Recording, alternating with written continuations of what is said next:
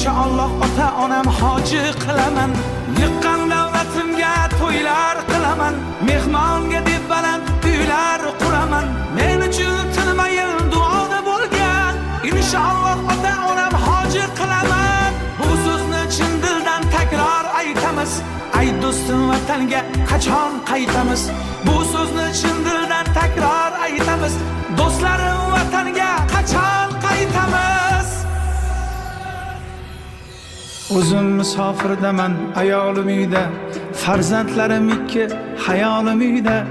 Erta deb, indin deb dalda aytamiz. Ay do'stim vatanga qachon qaytamiz? Kelganimga necha yillar bo'libdi. Ota onam yo'llarim poylab